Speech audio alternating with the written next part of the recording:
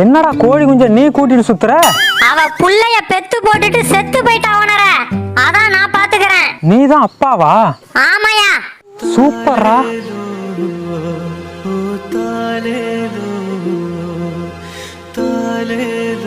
நீ உங்க அப்பா பேச்ச கேப்பியா ஓனர? தெரியலடி, ஆனா ஒரு சின்ன சம்பவம் சொல்றேன் கேளு.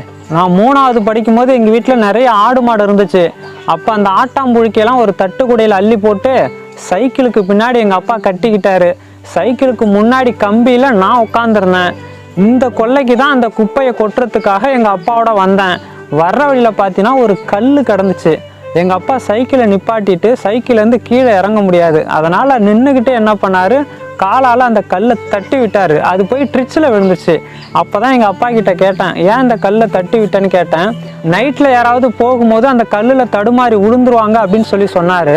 அவர் அன்னைக்கு சொன்ன அந்த விஷயம் 30 வருஷம் ஆச்சு. இன்னைக்குமே நான் ரோட்டில் ஒரு கல் இருந்துச்சுன்னா அதை எடுத்து ஓரமாக போட்டுட்டு தான் போயிட்டுருக்கேன். இதை ஏன் நான் சொல்கிறேன்னா, நம்ம சின்ன வயசில் குழந்தைங்களுக்கு எதை பதிய வைக்கிறோமோ அதுபடி தான் அவங்க வளருவாங்க. சூப்பர் ஓனர, வாழ்த்துக்கள்.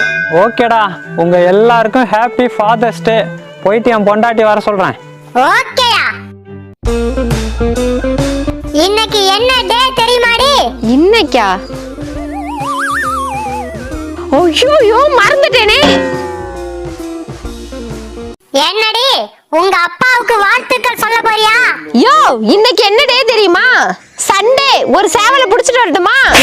நீ வர திரும்பவே மாட்டா.